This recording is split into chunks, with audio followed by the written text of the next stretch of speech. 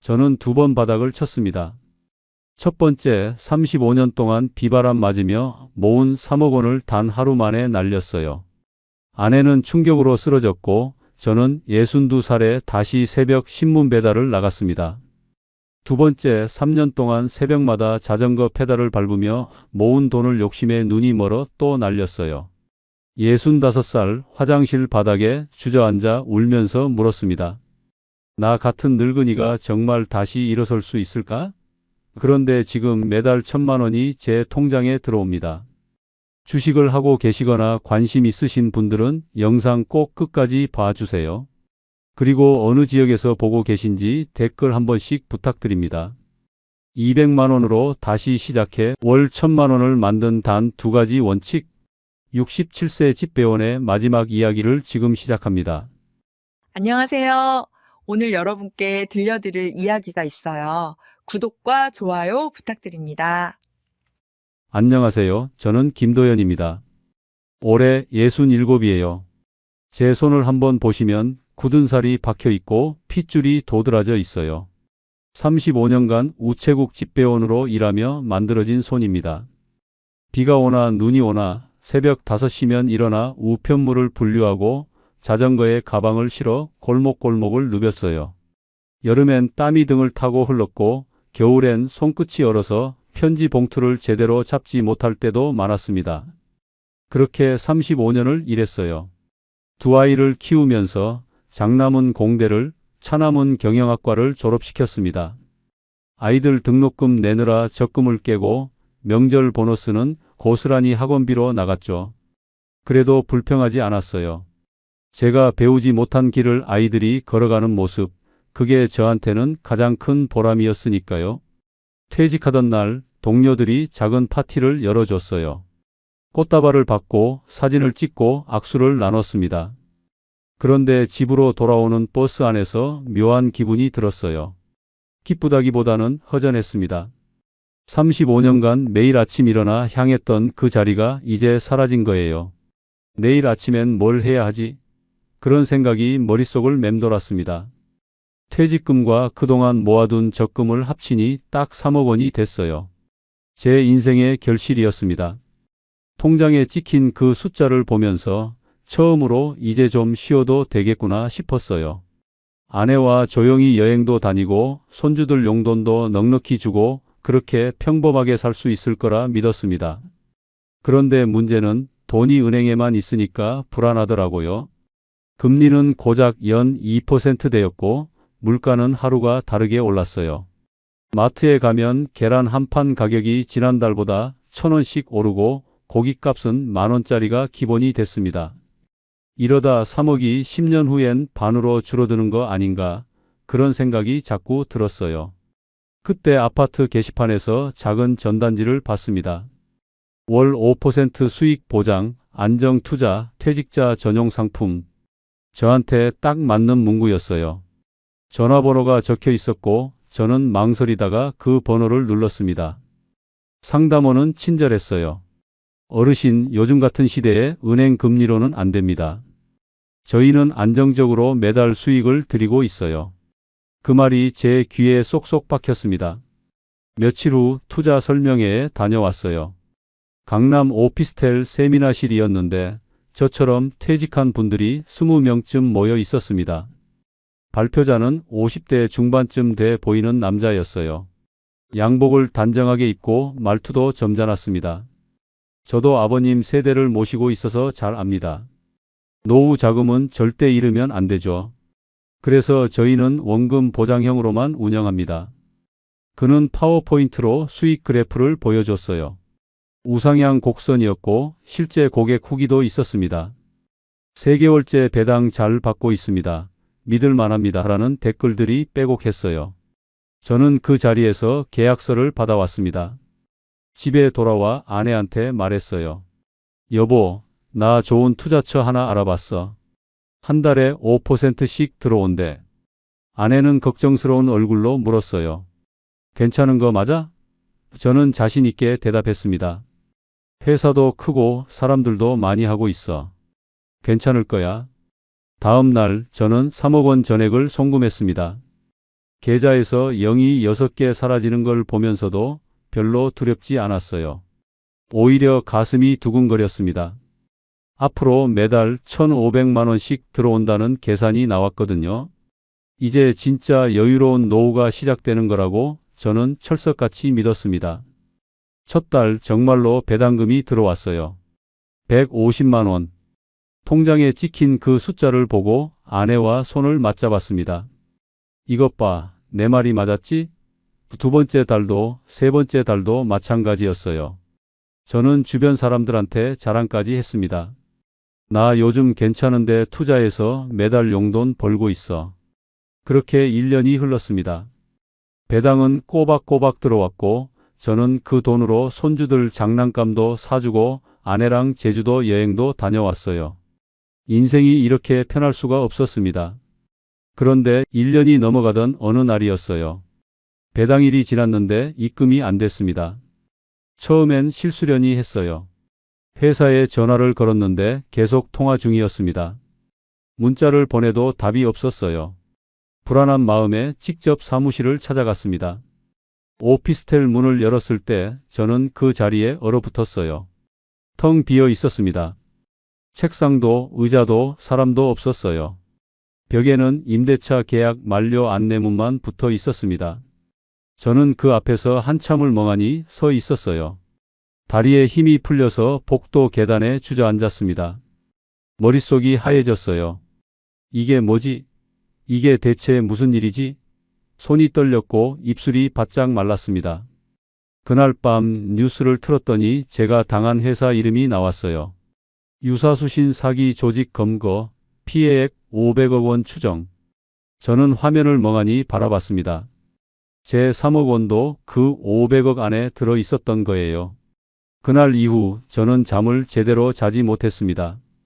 눈을 감으면 통장에서 사라진 숫자가 보였고 귀에선 제 목소리가 들렸어요. 괜찮을 거야, 믿어도 돼. 그 말이 얼마나 어리석었는지 뼈저리게 느꼈습니다. 퇴직 후 처음으로 세상에 나 혼자 버려진 기분이었어요. 35년간 성실하게 일했고 한 번도 남 탓하지 않고 살았는데 왜 이런 일이 제게 일어난 걸까요? 그런데 더 큰 문제가 남아 있었습니다. 아내한테 이 사실을 어떻게 말하지?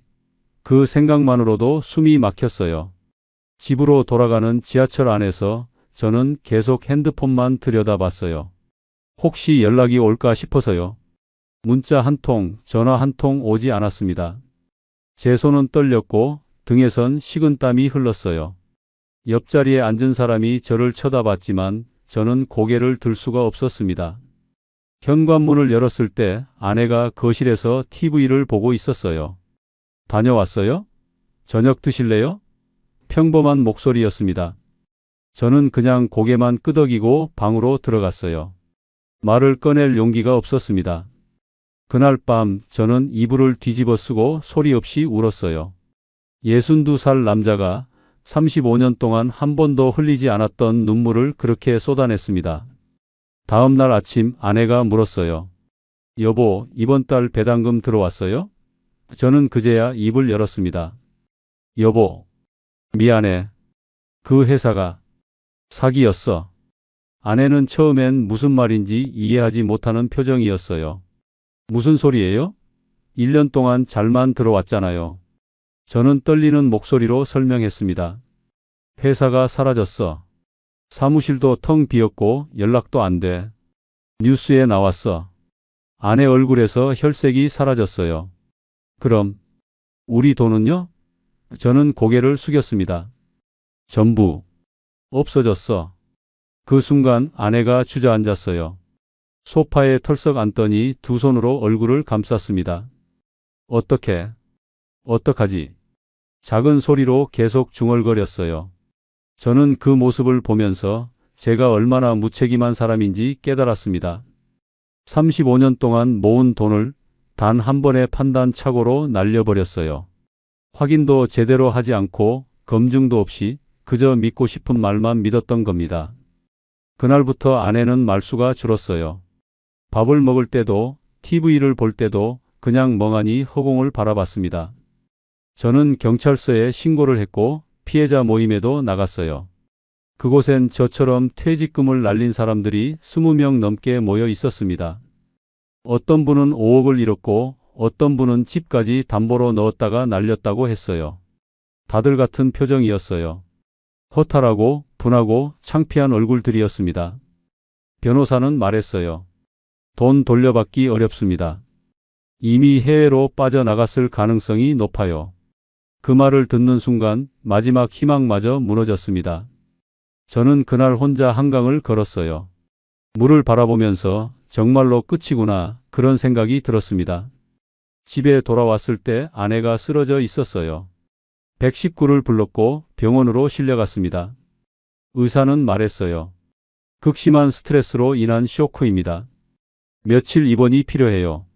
병실에 누워있는 아내를 보면서 저는 제가 얼마나 큰 죄를 지었는지 뼈저리게 느꼈습니다. 병원비는 국민건강보험이 있어서 큰 부담은 아니었지만 문제는 앞으로였어요. 통장엔 생활비로 남겨둔 2천만 원이 전부였고 매달 나가는 관리비와 공과금, 식비를 계산하니 1년도 버티기 힘든 금액이었습니다. 저는 다시 일을 해야 했어요. 62살 집배원 외엔 해본 일이 없는 남자가 할 수 있는 일은 많지 않았습니다. 구인 광고를 뒤지다가 새벽 신문 배달 일을 찾았어요. 시간당 10,000원, 새벽 3시부터 6시까지 3시간이었습니다. 저는 망설임 없이 지원했어요. 첫 출근 날 새벽 2시 50분에 알람이 울렸습니다. 몸은 천근만근이었지만 일어나야 했어요. 어두운 골목을 자전거로 달리면서 35년 전 집배원 시절이 떠올랐습니다. 그때와 똑같은 새벽, 똑같은 자전거, 똑같은 추위였어요. 다른 게 있다면 그땐 젊었고 희망이 있었다는 것뿐이었습니다. 신문을 돌리면서 생각했어요. 제가 뭘 잘못한 걸까? 성실하게 일했고 저축했고 가족을 먼저 생각했는데 왜 이런 일이 생긴 걸까? 분하고 억울했지만 동시에 제 자신이 한심했습니다. 왜 더 꼼꼼히 알아보지 않았을까? 왜 그렇게 쉽게 믿었을까? 3개월이 지났을 때 아내가 조금씩 회복됐어요. 어느 날 아침 아내가 식탁에 앉아서 말했습니다. 여보, 미안해요. 제가 너무 무너졌네요. 이제 괜찮아요. 우리 다시 시작해요. 그 말을 듣는 순간 저는 또 눈물이 났어요. 아내의 그 한마디가 제게 다시 일어설 힘을 줬습니다. 신문 배달로 한 달에 90만 원을 벌었어요. 여기에 국민연금 60만 원을 합치면 150만 원이었습니다. 최소한의 생활은 가능한 돈이었지만 미래는 여전히 불안했어요. 이대로 살다가 아프기라도 하면 어떡하지? 그런 생각이 머리를 떠나지 않았습니다. 어느 날 신문을 배달하다가 한 빌라 앞에 멈춰 섰어요. 거기 사는 70대 할머니가 나오셨는데 저를 보더니 말했습니다. 아저씨, 새벽부터 고생이 많네요. 따뜻한 거 한잔하고 가세요. 저는 사양했지만 할머니는 문 앞에 따뜻한 보리차를 놓고 들어가셨어요. 그 차를 마시면서 저는 또 울컥했습니다. 작은 친절이 이렇게 가슴에 와닿은 건 처음이었어요. 그때부터 조금씩 마음이 바뀌기 시작했습니다. 돈을 잃은 건 정말 억울하고 분한 일이지만 제가 완전히 끝난 건 아니라는 생각이 들었어요. 아직 건강하고 아내도 있고 일할 수 있는 힘도 남아 있었습니다. 신문 배달로 모은 돈 중에서 생활비를 제외하고 매달 20만 원씩 따로 모으기 시작했어요. 10개월이 지나자 200만 원이 됐습니다. 많은 돈은 아니었지만 제 손으로 다시 모은 첫 번째 종잣돈이었어요. 그날 밤 저는 노트를 펴고 적었습니다. 다시는 남의 말만 믿지 않겠다. 내가 이해할 수 없는 곳엔 투자하지 않겠다. 단 2줄이었지만 제 인생의 새로운 원칙이 되었습니다. 그리고 저는 결심했어요. 이 200만 원으로 제대로 공부해서 다시 시작해 보겠다고요. 이번엔 절대 실패하지 않을 거라고 스스로에게 다짐했습니다. 과연 62살 남자가 200만 원으로 다시 일어설 수 있을까요? 200만 원이 통장에 찍혔을 때 저는 한참을 그 숫자를 바라봤어요. 3억과는 비교도 안 되는 금액이었지만 이상하게 더 소중하게 느껴졌습니다. 이건 속아서 잃어버릴 수 없는 돈이었어요. 제 땀으로 새벽 추위를 견디며 모은 돈이었으니까요. 그날부터 저는 도서관에 다니기 시작했어요. 신문 배달이 끝나면 집에 가서 잠깐 눈을 붙이고 오전 10시쯤 동네 도서관 문을 열었습니다. 투자서적 코너 앞에 서서 어떤 책부터 읽어야 할지 한참을 고민했어요. 제목만 봐도 어려웠습니다. 가치투자, 재무제표 분석, 배당성 장주. 낯선 단어들 뿐이었어요. 제일 얇은 책부터 집어들었습니다. 주식 투자 무작정 따라하기였어요. 첫 장을 펼쳤는데 글자가 잘 들어오지 않았습니다. 집중하려고 해도 자꾸 딴 생각이 났어요. 내가 이걸 해낼 수 있을까? 60이 넘은 나이에 새로 공부한다는 게 말이 되나? 그래도 책장을 넘겼습니다. 한 글자씩 천천히 읽어 나갔어요. 한 달 동안 10권을 읽었습니다. 이해가 안 되는 부분은 노트에 적었고 모르는 용어는 인터넷으로 찾아봤어요. PER, PBR, ROE, 배당 수익률. 처음엔 외계어 같았던 단어들이 조금씩 익숙해졌습니다. 그러다 한 문장에 꽂혔어요. 빠르게 번 돈은 빠르게 사라진다. 제 가슴에 칼처럼 박혔습니다. 바로 제가 저질렀던 실수였으니까요. 2달째 되던 날 저는 증권 계좌를 만들었어요. 은행 창구 직원이 물었습니다. 어르신 투자 경험 있으세요? 저는 쓴웃음을 지으며 대답했어요. 네, 있습니다. 전부 잃어본 경험이요. 직원은 웃는지 우는지 모를 표정을 지었습니다. 계좌에 200만 원을 넣고 저는 한참을 화면만 바라봤어요. 뭘 사야 할까? 책에서 배운 대로 일단 내가 이해할 수 있는 것부터 찾아봤습니다. 그렇게 발견한 게 배당 ETF였어요. 매달 또는 분기마다 배당금을 주는 상품이었습니다. 수익률은 화려하지 않았지만 꾸준하다는 점이 마음에 들었어요. 고민 끝에 ACE 고배당주 ETF를 샀습니다. 주당 7,500원, 250주를 매수했어요. 손수료를 빼니까 187만 6천 원이 들어갔습니다. 클릭하는 순간 심장이 쿵쾅거렸어요. 또 잃으면 어떡하지? 그런 두려움이 밀려왔지만 이번엔 달랐습니다. 제가 공부하고 이해하고 선택한 투자였으니까요. 한 달 후 첫 배당금이 들어왔어요. 23,400원. 커피 3잔 값도 안 되는 돈이었습니다. 그런데 이상했어요. 3억을 잃었을 때보다 이 2만 원이 더 값지게 느껴졌습니다. 제 계좌로 들어오는 돈을 경험한 게 처음이었거든요. 사기회사 배당금은 결국 제 돈을 돌려받은 것에 불과했지만 이건 달랐어요. 진짜 수익이었습니다. 그 돈을 찾지 않고 다시 투자했어요. 그리고 신문 배달로 모은 돈을 매달 조금씩 더 넣었습니다. 20만 원, 30만 원 가능한 만큼 계좌에 넣었어요. 복리라는 게 이런 거구나 실감했습니다. 적은 돈이지만 시간이 지나면서 조금씩 불어나는 걸 보니 신기했어요. 6개월이 지나자 계좌 잔고가 400만 원을 넘었습니다. 배당금도 매달 4만 원 정도 들어왔어요. 많지 않았지만 그 안정감이 좋았습니다. 잠을 잘 때도 불안하지 않았어요. 내일 갑자기 사라질 돈이 아니라는 걸 알았으니까요. 그런데 1년쯤 지났을 때 마음이 다시 흔들리기 시작했어요. 어느 날 동창 모임에 갔는데 친구 하나가 자랑을 했습니다. 나 요즘 2차 전지 주식으로 3개월 만에 2배 벌었어. 전기차 시대잖아. 지금 안 사면 후회해. 그 말을 듣는 순간 제 귀가 솔깃했어요. 집에 돌아와서 2차 전지 관련 뉴스를 찾아봤습니다. 정말로 뜨거운 테마였어요. 전기차 배터리 수요가 폭발적으로 늘고 있고 관련 기업 주가가 연일 상한가를 친다는 기사가 쏟아졌습니다. 저는 다시 계산기를 두드렸어요. 지금 내 계좌가 800만 원인데 만약 2배가 되면 1600만 원이잖아? 그럼 시간을 훨씬 단축할 수 있어.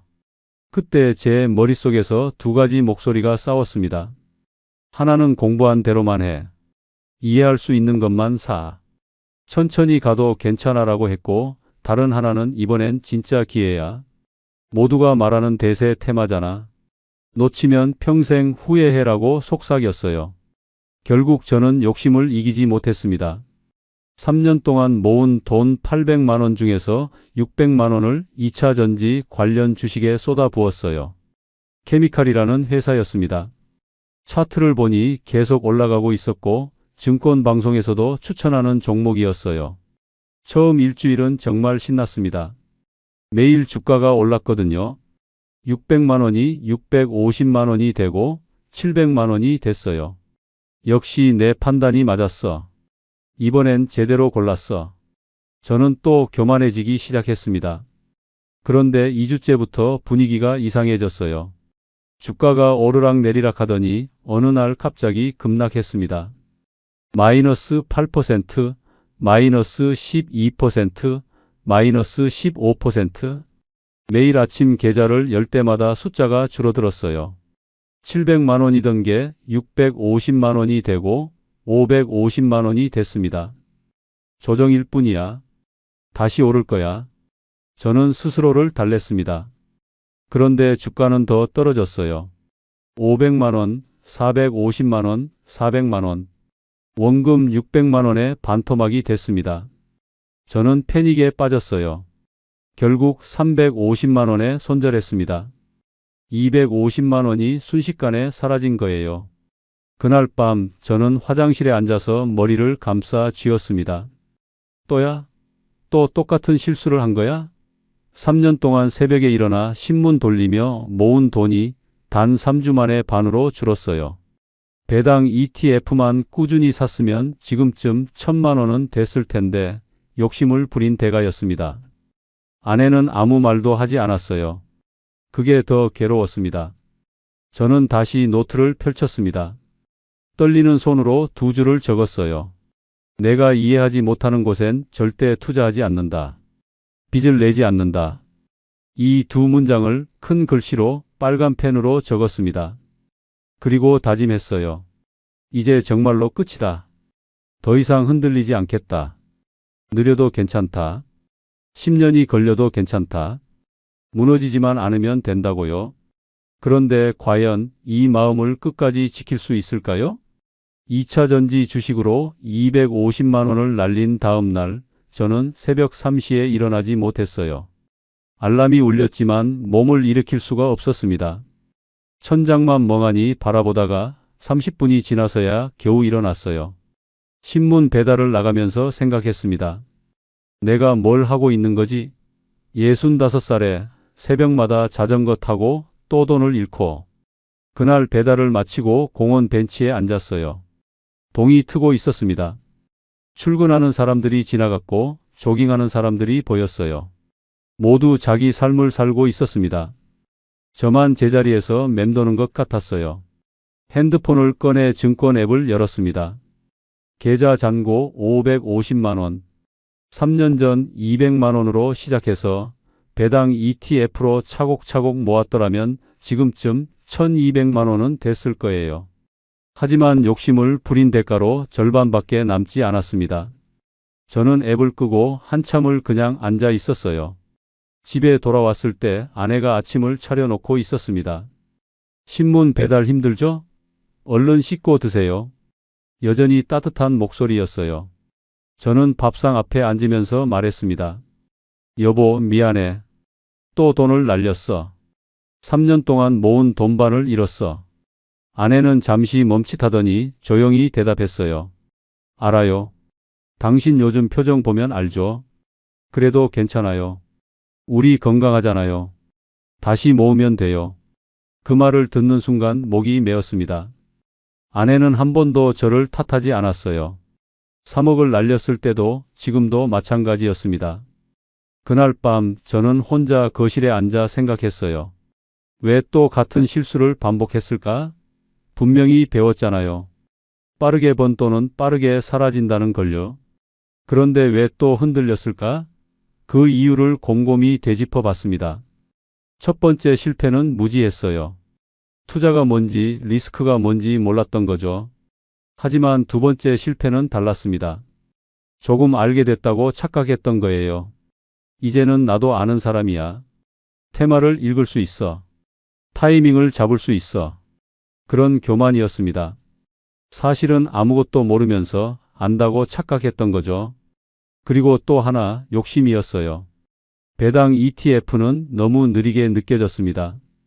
한 달에 몇만 원씩 들어오는 배당금으론 평생 걸려도 큰 돈이 안 될 것 같았어요. 그래서 지름길을 찾았고 그 길은 또다시 낭떠러지였습니다. 노트를 펼쳤어요. 펜을 들고 한참을 고민했습니다. 이번엔 정말 마지막이에요. 더 이상 실패할 여유가 없었습니다. 65살, 시간도 돈도 기회도 많지 않았어요. 이번에 제대로 된 원칙을 세우지 못하면 평생 이렇게 제자리 걸음만 할 거라는 걸 알았습니다. 그렇게 적어 내려간 두 줄이었어요. 첫째, 이해할 수 있는 곳에만 투자할 것. 둘째, 빚 없이, 느리게, 꾸준히. 단 두 가지였습니다. 거창한 원칙도 복잡한 전략도 아니었어요. 누가 봐도 당연한 이야기였죠. 하지만 제게는 이 두 문장이 전부였습니다. 이것만 지키면 됐어요. 이것만 지키면 절대 망하지 않을 거라고 저는 확신했습니다. 첫 번째 원칙, 이해할 수 있는 곳에만 투자할 것. 2차 전지가 뭔지 저는 몰랐어요. 그냥 뉴스에서 좋다고 했고 친구가 벌었다고 했을 뿐이에요. 그 회사가 뭘 만드는지, 경쟁사는 어딘지, 수익은 어떻게 나는지 전혀 몰랐습니다. 이해하지 못하는 곳에 돈을 넣었으니 결과도 이해할 수 없었던 거죠. 앞으로는 달라야 했어요. 제가 이해할 수 있는 것만 사야 했습니다. 배당 ETF는 이해할 수 있었어요. 한국의 우량 기업들 여러 개가 담겨 있고 그 기업들이 번 돈의 일부를 주주에게 나눠주는 거죠. 간단했습니다. 리츠도 이해할 수 있었어요. 건물을 사서 임대료를 받고 그걸 투자자들에게 나눠주는 거죠. 어렵지 않았습니다. 두 번째 원칙, 빚 없이, 느리게, 꾸준히. 빚을 내면 마음이 급해져요. 이자를 갚아야 하니까 빨리 수익을 내야 한다는 압박에 시달립니다. 그러면 무리수를 두게 되고 결국 더 큰 손실로 이어지죠. 그래서 절대 빚을 내지 않기로 했어요. 제 돈으로만, 잃어도 괜찮은 돈으로만 투자하는 거예요. 느리게 가는 것도 중요했습니다. 빠르게 벌려고 하면 리스크가 커져요. 한 방을 노리면 한 방에 무너집니다. 그래서 느려도 괜찮다고 스스로에게 계속 말했어요. 10년이 걸리든 20년이 걸리든 무너지지만 않으면 됩니다. 그리고 꾸준히. 시장이 오르든 내리든 매달 같은 날짜에 같은 방식으로 투자하는 거예요. 감정에 휘둘리지 않고 기계적으로 실행하는 겁니다. 이게 제일 어려운 부분이었지만 동시에 제일 중요한 부분이었어요. 저는 그 두 문장을 벽에 붙여 놓았습니다. 매일 아침 보면서 소리 내어 읽었어요. 이해할 수 있는 곳에만 투자한다. 빚 없이, 느리게, 꾸준히. 주문처럼 외웠습니다. 그리고 다시 시작했어요. 남은 550만 원으로 배당 ETF를 샀습니다. ACE 고배당주 ETF, KODEX 배당성장 ETF, 제가 이해하는 상품들이었어요. 신문 배달로 모은 돈은 매달 15일에 무조건 넣었습니다. 20만 원이든 30만 원이든 그 달에 모은 만큼 넣었어요. 6개월이 지나자 계좌가 750만 원이 됐습니다. 배당금도 한 달에 6만 원 정도 들어왔어요. 적은 돈이었지만 마음은 편했습니다. 매일 시세를 확인하지 않았고 뉴스의 급등주 소식에도 흔들리지 않았어요. 1년 후엔 1,000만 원을 넘었습니다. 배당금은 월 10만 원. 작지만 확실한 수입이었어요. 무엇보다 저는 더 이상 불안하지 않았습니다. 이 길이 맞다는 확신이 들었어요. 2020년 3월 코로나가 터졌어요. 주식시장이 폭락했습니다. 제 계좌도 1,200만 원에서 850만 원까지 떨어졌어요. 하지만 이번엔 달랐습니다.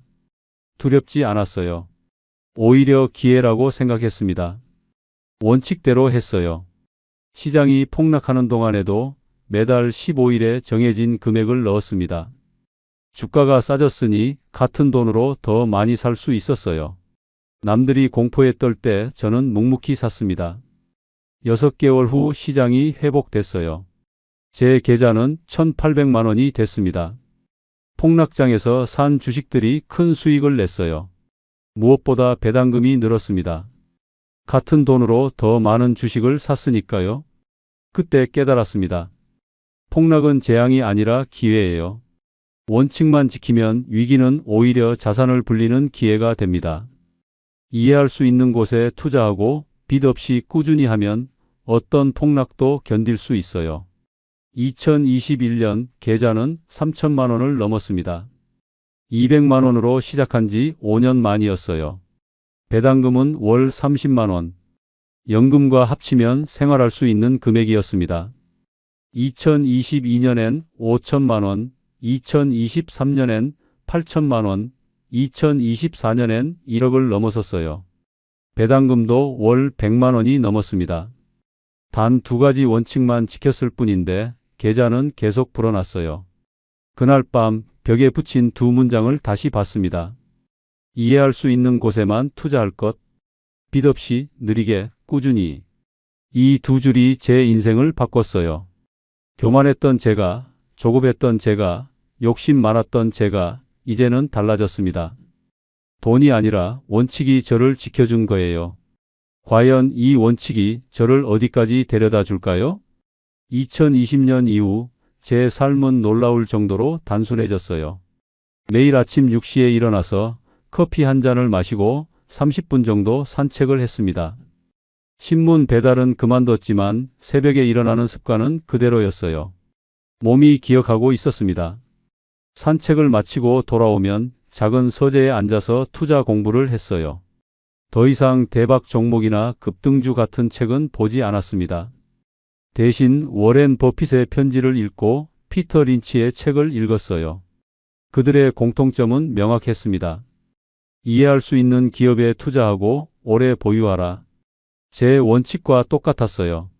매달 15일이 되면 통장에 모아둔 돈으로 ETF를 샀습니다. 시장이 올라도 샀고 내려도 샀어요.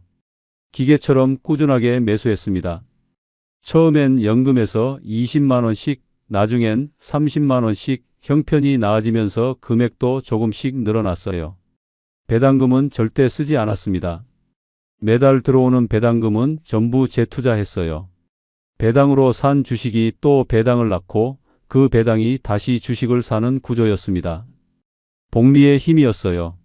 처음엔 눈덩이만 했던 게 시간이 지나면서 점점 커졌습니다. 2020년 말 계좌는 1,800만 원이 됐어요. 코로나 폭락장에서 싸게 모은 주식들이 회복되면서 수익이 났습니다. 배당금은 월 15만 원 정도였어요. 많지 않았지만 꾸준했습니다. 2021년 초 포트폴리오에 리츠를 추가했어요. 리츠는 부동산 투자 신탁이었습니다.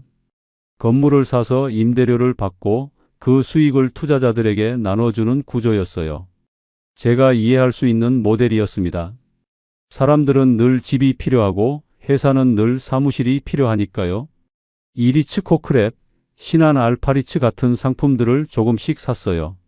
리츠는 ETF보다 배당률이 높았습니다. 연 68% 정도 됐어요. 물론 리스크도 있었지만 분산 투자를 했기 때문에 부담은 적었습니다. 2021년은 시장이 좋았던 해였어요. 코로나 이후 경기 회복 기대감으로 주가가 많이 올랐습니다. 제 계좌도 빠르게 불어났어요. 연말에 3,500만 원을 넘어섰습니다. 배당금은 월 30만 원. 연금과 합치니 거의 100만 원에 가까워졌어요. 2022년 초 계좌가 5천만 원을 돌파했을 때 저는 포트폴리오를 다시 정리했어요.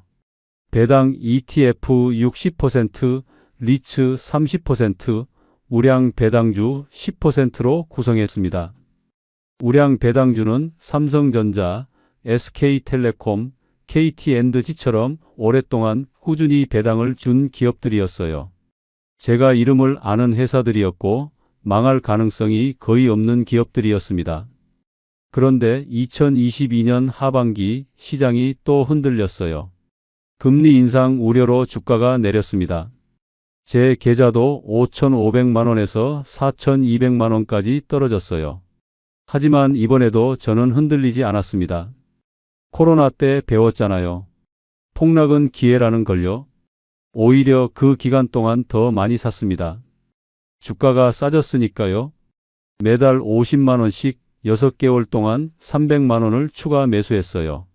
남들이 두려워할 때 저는 담담하게 샀습니다. 2023년 초 시장은 서서히 회복되기 시작했어요. 제 계좌는 6천만 원을 넘어섰습니다. 그리고 그해 중반 인공지능 붐이 일어났어요. 반도체와 기술주가 급등했고 제가 보유한 삼성전자도 크게 올랐습니다. 연말엔 계좌가 1억을 돌파했어요. 200만 원으로 시작한 지 8년 만이었습니다. 배당금은 월 80만 원을 넘었어요. 그날 밤 아내와 둘이 조용히 맥주를 마셨습니다. 여보, 우리 해냈네요. 아내가 웃으며 말했어요. 저도 웃었습니다. 천천히 왔지만 결국 왔네요. 2024년은 제 인생에서 가장 극적인 해였어요. 시장이 정말 좋았습니다. AI 반도체 수요가 폭발했고 한국 기술주들이 연일 상승했어요. 배당주들도 실적이 좋아지면서 주가가 올랐습니다. 1월에 1억 2천만 원이던 계좌는 3월에 1억 8천만 원, 6월에 3억 원을 넘어섰어요. 한때 사기로 잃었던 그 금액이었습니다. 그날 밤 저는 혼자 조용히 눈물을 흘렸어요. 기쁨의 눈물이라기보다는 안도의 눈물이었습니다. 그런데 신기한 건 계좌가 커졌는데도 제 삶은 전혀 바뀌지 않았다는 거예요. 같은 아파트에 살았고, 같은 커피를 마셨고, 같은 시간에 산책했습니다. 브랜드 옷을 사거나 비싼 차를 사거나 그런 생각은 들지 않았어요. 9월엔 5억 원, 11월엔 8억 원을 넘어섰습니다. 배당금도 월 300만 원이 넘었어요. 이제 생활비는 완전히 해결됐습니다. 원금은 손대지 않아도 배당금만으로 충분히 살 수 있었어요. 그리고 2024년 말 계좌는 12억 원이 됐습니다. 저는 이 숫자를 보면서 깨달았어요. 복리의 힘은 초반엔 느리지만 어느 순간부터 폭발적으로 커진다는 걸요. 1억 만들 때까지 8년 걸렸는데 1억에서 10억 만드는 데는 1년도 안 걸렸습니다. 2025년 들어서도 상승세는 계속됐어요. 1월엔 15억 원, 3월엔 20억 원, 5월엔 30억 원을 돌파했습니다.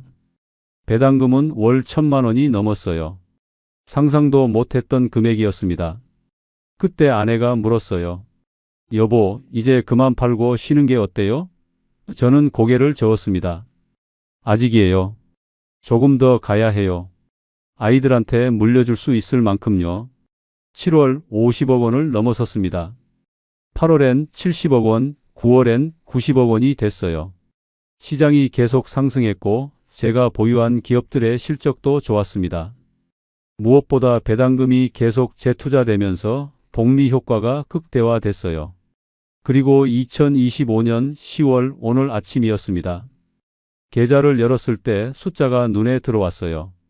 120억 3천만 원, 200만 원으로 시작한 지 10년 만이었습니다. 저는 한참을 그 숫자를 바라봤어요. 믿기지 않았습니다. 67살 우체국 집배원 출신 3억을 사기로 날렸던 남자가 120억을 만들었어요. 그날 오후 아내와 함께 동네 공원을 걸었습니다. 단풍이 물들기 시작했어요. 여보, 우리 정말 먼 길을 왔네요. 아내가 말했습니다. 저는 고개를 끄덕였어요. 그러게요. 느렸지만 무너지지 않았어요. 저녁에 집으로 돌아와서 벽에 붙여둔 두 문장을 다시 봤습니다. 10년 전 적어둔 그 문장이었어요. 이해할 수 있는 곳에만 투자할 것. 빚 없이, 느리게, 꾸준히. 이 두 줄이 제 인생을 바꿨습니다. 빠른 길을 찾다가 2번 넘어졌지만 결국 천천히 걷는 길이 가장 빠른 길이었어요. 배당금은 이제 월 5천만 원이 넘습니다. 하지만 저는 여전히 같은 아파트에 살고 같은 커피를 마시고 같은 시간에 산책해요. 돈이 많아졌지만 삶은 여전히 검소합니다. 단지 달라진 게 하나 있다면 불안이 완전히 사라졌다는 것뿐이에요. 내일 어떡하지? 라는 걱정이 없습니다. 시간이 제 편이 됐고 복리가 제 무기가 됐으니까요. 느린 길이었지만 무너지지 않은 길이었습니다. 이제 마지막으로 여러분께 꼭 전하고 싶은 이야기가 있어요. 오늘 아침 휴대폰에 알림이 또 울렸어요. 배당금 입금 1247만 원. 매달 이맘때쯤 들어오는 돈입니다. 처음 2만 원 배당금을 받았을 때의 그 떨림은 이제 없지만 여전히 감사한 마음은 똑같아요. 제 나이 67입니다. 증권 계좌를 열어보니 120억 3천만 원이 찍혀 있어요. 10년 전 200만 원으로 시작했던 계좌입니다. 믿기지 않죠? 저도 가끔 이게 현실인가 싶을 때가 있어요. 매달 들어오는 배당금은 평균 1,000만 원이 넘습니다. 연금 60만 원을 합치면 한 달에 1,100만 원 정도 되는 수입이에요. 하지만 저는 한 달에 150만 원 정도만 써요. 나머지는 전부 재투자합니다. 아직도 계좌는 매달 불어나고 있어요. 거실 창가에 앉아서 밖을 내다봤습니다. 아침 햇살이 따뜻하게 들어왔어요. 10년 전 새벽 3시에 신문을 돌리던 그때가 떠올랐습니다. 추운 겨울 아침 자전거 페달을 밟으며 과연 내가 다시 일어설 수 있을까? 그런 생각을 했었죠. 지금 이 자리까지 올 수 있었던 건 특별한 재능이나 운이 아니었어요. 단 2가지 원칙을 지켰을 뿐입니다. 첫째, 이해할 수 있는 곳에만 투자했습니다. 저는 화려한 테마주도, 급등하는 코인도, 복잡한 파생상품도 건드리지 않았어요. 그저 제가 이해할 수 있는 것만 샀습니다. 배당 ETF는 이해할 수 있었어요. 한국에 우량 기업들이 담겨 있고 그 기업들이 번 돈의 일부를 나눠준다는 거죠. 리츠도 이해할 수 있었습니다. 건물을 사서 임대료를 받고 그걸 투자자들에게 나눠주는 거예요. 삼성전자, SK텔레콤 같은 배당주도 이해할 수 있었어요. 제가 이름을 아는 회사들이었고 오랫동안 배당을 준 기업들이었으니까요. 남들이 이거 대박 난다고 해도 제가 이해하지 못하면 절대 사지 않았습니다. 2차 전지로 한번 실패했잖아요. 그 교훈을 절대 잊지 않았어요. 이해하지 못하는 곳에 돈을 넣으면 결과도 이해할 수 없게 됩니다. 둘째, 빚 없이 느리게 꾸준히 갔습니다. 저는 단 한 푼도 빚을 내지 않았어요. 신용대출도 주식담보대출도 하지 않았습니다. 오직 제 돈으로만 잃어도 괜찮은 돈으로만 투자했어요. 그래서 마음이 편했습니다. 주가가 떨어져도 불안하지 않았어요. 빚이 없으니까요. 느리게 갔습니다. 빨리 부자가 되려고 하지 않았어요. 매달 조금씩 형편에 맞춰서 넣었습니다. 20만 원이든 30만 원이든 그 달에 모을 수 있는 만큼만 넣었어요. 욕심내지 않았습니다. 그리고 꾸준히 했어요. 시장이 오르든 내리든 매달 15일엔 무조건 샀습니다. 감정에 휘둘리지 않고 기계적으로 실행했어요. 코로나로 폭락할 때도 금리 인상으로 조정받을 때도 멈추지 않고 샀습니다. 그게 결국 복리의 힘을 극대화시켰어요. 이 2가지 원칙이 제 인생을 바꿨습니다. 3억을 잃고 250만 원을 또 날린 남자가 월 1,000을 만들 수 있었던 이유예요. 오후에 아들이 전화를 했어요. 아버지, 요즘 주식 좀 해볼까 하는데 조언 좀 해주세요. 저는 잠시 생각하다가 말했습니다.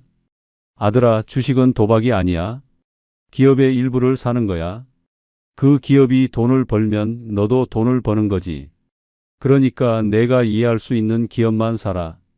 그 회사가 뭘 파는지, 어떻게 돈을 버는지 알아야 해. 그리고 절대 빚내서 하지 마. 빚을 내면 마음이 급해져. 급하면 실수하게 돼. 천천히 가도 괜찮아. 10년, 20년 보고 가는 거야. 시장이 떨어질 때 두려워하지 마. 오히려 그때가 기회야. 남들이 공포에 떨 때 담담하게 사 모으는 거지. 그럼 시간이 내 편이 될 거야. 아들은 잠시 침묵하더니 대답했어요. 알겠습니다, 아버지. 천천히 해볼게요. 저녁 무렵 아내와 함께 동네를 산책했습니다. 단풍이 완전히 물들었어요.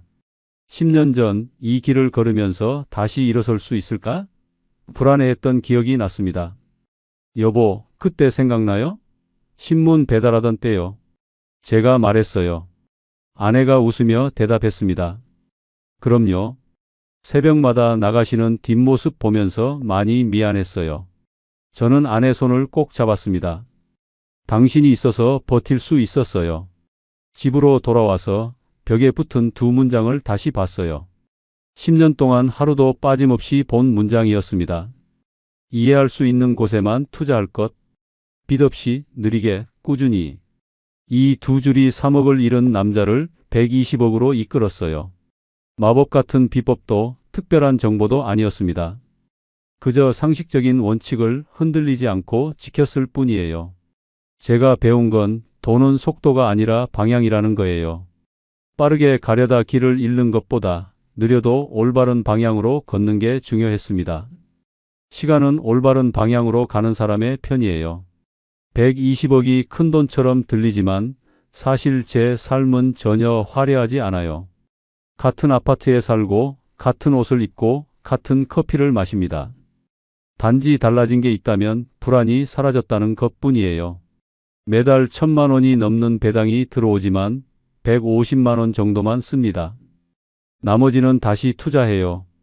아직도 복리는 작동하고 있고 계좌는 매달 불어나고 있습니다. 언젠가 이 돈은 아이들에게 갈 거예요.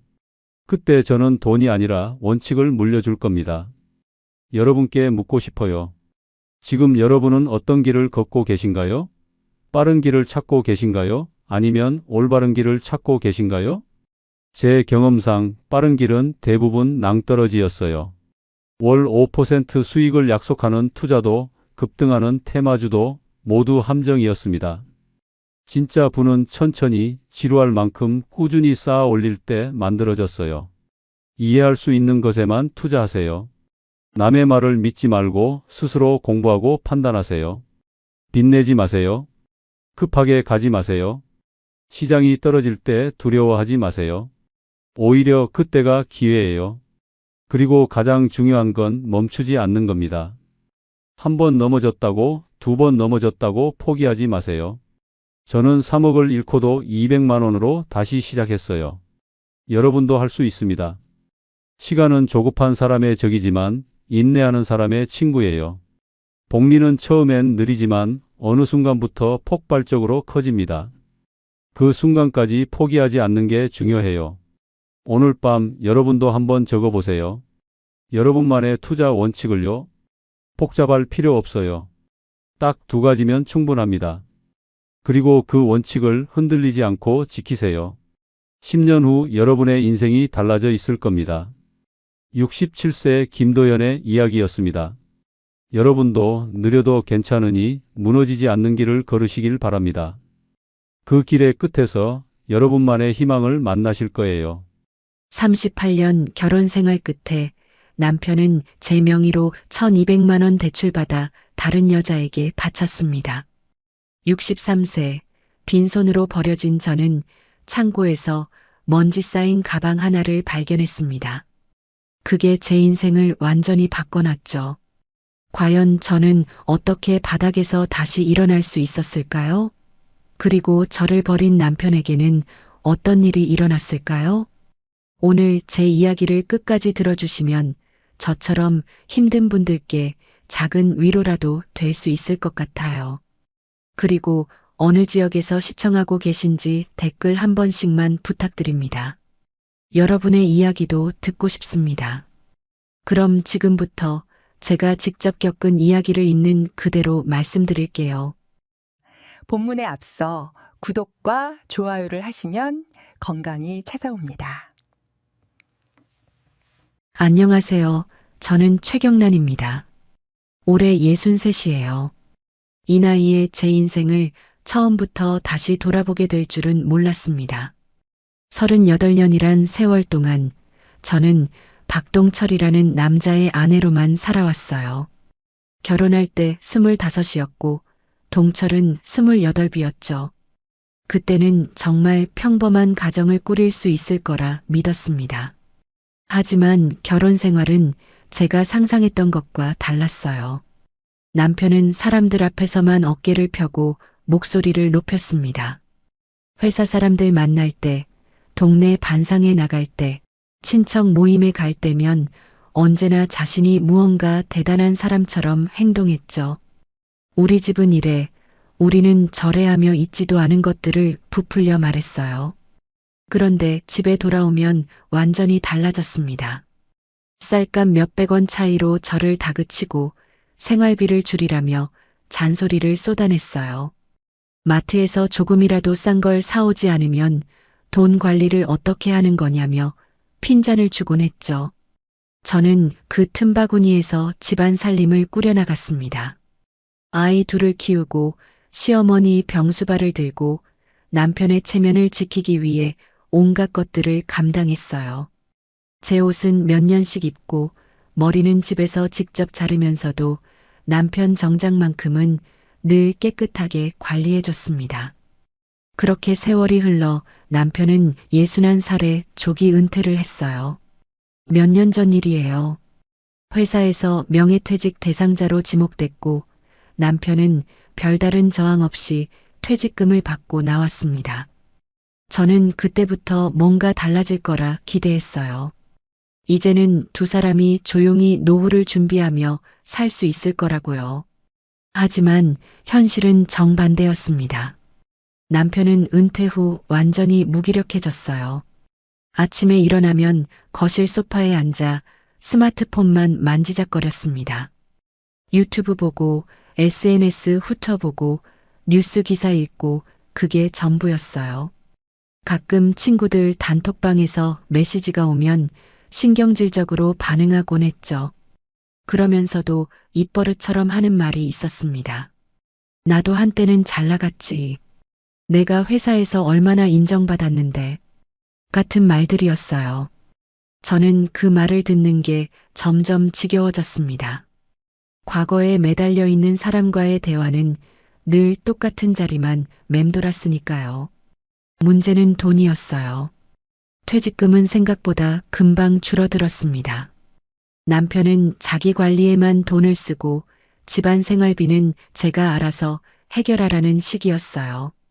저는 어쩔 수 없이 동네 마트에서 시간제 아르바이트를 시작했습니다.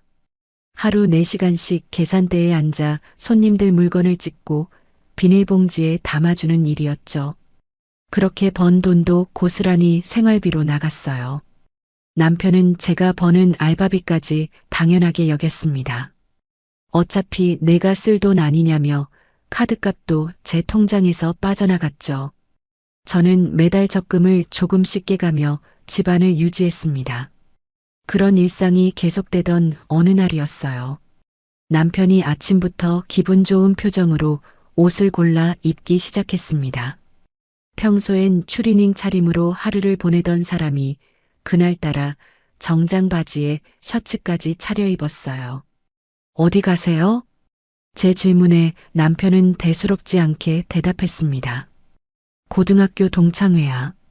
30년 만에 여는 거래. 오래간만에 옛날 친구들 좀 봐야지. 저는 별 생각 없이 고개를 끄덕였어요. 남편이 외출할 일이 생긴 게 오히려 반가웠습니다. 집에만 있으면 답답해하던 사람이니 친구들 만나고 오면 기분 전환이라도 될 거라 생각했죠. 남편은 저녁 7시쯤 나갔습니다. 저는 그날 혼자 조용히 저녁을 먹고 설거지를 하고 TV를 보다 잠들었어요. 남편이 언제 들어올지 알 수 없었지만 그렇게 신경 쓸 일도 아니었으니까요. 그런데 그날 밤 12시가 넘어서 문이 열렸습니다. 술 냄새가 진동했어요. 남편은 비틀거리며 현관을 들어서더니 제 얼굴을 보자마자 활짝 웃었습니다. 평소엔 술 마시고 와도 퉁명스럽기만 했는데 그날은 달랐어요. 얼굴에 이상할 정도로 들뜬 미소가 떠 있었죠. 동창들 진짜 오래간만에 봤어. 다들 나이 먹었더라고. 근데 나는 안 늙었다며 칭찬받았어. 남편은 신발도 제대로 벗지 않은 채 거실 소파에 쓰러졌습니다. 저는 그 모습을 물끄러미 바라보며 이불을 덮어줬어요. 그저 오래간만에 기분 좋게 술 한잔한 사람의 모습이라고만 생각했습니다. 하지만 그게 아니었어요. 그날 밤 남편의 얼굴에 떠있던 그 미소는 단순한 술 기운이 아니었습니다. 그건 제가 전혀 알지 못했던 어떤 파국의 시작이었어요. 그때는 몰랐습니다. 그 동창회가 제 삶 전체를 뒤흔들 사건의 시작점이 될 줄은요. 동창회를 다녀온 이후 남편의 일상이 조금씩 달라지기 시작했어요. 처음에는 별것 아닌 것처럼 보였습니다. 남편은 아침마다 스마트폰을 들여다보며 동창회 단톡방을 확인했어요. 가끔 웃음을 터뜨리거나 혼자 고개를 끄덕이며 뭔가를 열심히 타이핑하곤 했죠. 저는 그냥 오랜만에 친구들 만나서 기분이 좋은가 보다 싶었습니다. 하지만 남편이 하는 이야기는 점점 이상해졌어요. 거실에 앉아 있으면 남편이 불쑥 말을 꺼냈습니다. 누구는 자기 사업을 해서 대박이 났다더라. 누구는 아들이 의사가 됐다더라. 누구는 미국에서 살다가 귀국했다더라. 끊임없이 다른 사람들의 성공담만 늘어놓았어요. 저는 그 말들을 들으며 불편함을 느꼈습니다. 남편의 목소리엔 질투와 부러움이 뒤섞여 있었거든요. 자기보다 잘된 사람들을 이야기하면서도 동시에 자기 자신을 깎아내리는 듯한 느낌이었죠. 그런 남편을 보는 게 안쓰럽기도 하고 한편으론 답답하기도 했어요. 그 중에서도 유난히 자주 언급되는 이름이 하나 있었습니다. 바로 강미라였어요. 남편은 미라 이야기만 나오면 표정이 달라졌습니다. 미라는 젊을 때도 진짜 예뻤어. 우리 반에서 제일 인기 많았지. 같은 말을 하며 옛날을 회상했어요. 그리고 덧붙이길, 지금은 인사동 근처에서 작은 갤러리를 운영하는 성공한 여자라고 했습니다. 저는 그 말을 듣고도 별다른 감정이 들지 않았어요. 남편 나이가 60이 넘었는데 고등학교 동창 이야기를 한다는 게 그저 귀엽게만 느껴졌죠. 나이 들어서도 옛날 추억에 젖는 게 나쁠 건 없다고 생각했습니다. 그런데 며칠이 지나자 남편의 행동이 눈에 띄게 달라졌어요. 외출 빈도가 급격히 늘어났습니다. 전에는 일주일에 한두 번 정도 동네 산책을 나가는 게 전부였는데 갑자기 격일로 나가기 시작했어요. 나갈 때마다 친구 만나고 온다거나 동창들이랑 커피 마시러 간다는 말만 남겼죠. 더 이상한 건 외출 준비였습니다. 남편은 평소 입던 낡은 점퍼 대신 옷장 깊숙이 넣어뒀던 깔끔한 재킷을 꺼내 입었어요. 면도도 꼼꼼히 하고 머리에 왁스까지 발랐습니다. 심지어 어느 날은 제가 몇 년 전 선물했던 향수를 뿌리고 나가는 거예요. 저는 그 모습을 보며 묘한 기분이 들었습니다. 결혼 생활 동안 남편이 저를 위해 이렇게 차려입은 적이 거의 없었거든요. 저랑 외출할 땐 대충 입고 나가면서 친구 만난다고 하면 이렇게 신경 쓰는 모습이 씁쓸했어요. 그래도 저는 남편에게 뭐라 하지 않았습니다. 나이 들어서 친구들 만나는 게 낙이라면 그 정도는 이해해 줄 수 있다고 생각했죠. 오히려 집에만 처박혀 있는 것보다는 나았어요. 그렇게 한 달 정도가 흘렀을까요? 어느 날 우편함에서 카드 고지서를 발견했습니다. 평소엔 남편 명의 카드값이 많아야 30만 원, 50만 원 정도였어요. 주유비랑 간단한 식비 정도만 쓰니까요. 그런데 그날 받은 고지서 금액을 보고 저는 숨이 멎는 줄 알았습니다. 290만 원이었어요. 손이 떨렸습니다. 처음엔 카드사 실수인가 싶어서 명세서를 꼼꼼히 확인했죠. 하지만 실수가 아니었어요. 한 달 동안 남편이 사용한 내역이 빼곡하게 적혀 있었습니다. 강남모 호텔바 53만 원, 청담동 고급 레스토랑 48만 원, 신사동 와인바 35만 원, 인사동 이탈리안 레스토랑 41만 원, 그 외에도 카페, 술집, 선물가게 믿을 수 없는 금액들이 계속 이어졌어요. 저는 거실 바닥에 주저앉을 뻔했습니다. 다리에 힘이 풀려서 소파를 붙잡고 겨우 버텼죠. 손에 들린 명세서가 자꾸 흔들렸어요. 머릿속이 하얘지면서 아무 생각도 나지 않았습니다. 저희 집 한 달 생활비가 150만 원 정도였어요. 제가 알바하며 벌어온 돈까지 합쳐서 간신히 꾸려가는 금액이었죠. 그런데 남편은 한 달 만에 그 2배 가까운 돈을 쓴 거예요. 대체 무슨 돈으로, 어디서, 누구랑 이런 곳들을 다닌 걸까요? 저는 명세서를 들고 남편이 돌아오길 기다렸습니다. 그날 남편은 저녁 9시가 넘어서야 집에 들어왔어요. 얼굴이 상기돼 있었고 기분 좋은 표정이었죠. 저는 말없이 명세서를 남편 앞에 내밀었습니다. 남편의 표정이 순식간에 굳어졌어요. 몇 초간 침묵이 흘렀습니다. 그리고 남편이 입을 열었어요. 목소리가 평소와 달리 떨리고 있었습니다. 아, 그건 미라랑 간 게 아니고 남편은 변명을 시작했죠. 동창들이랑 같이 간 거라고, 자기만 돈 쓴 게 아니라 다 같이 나눠낸 거라고, 그래서 금액이 좀 큰 거라고 했어요. 하지만 저는 알 수 있었습니다. 남편의 말이 거짓이라는 걸요.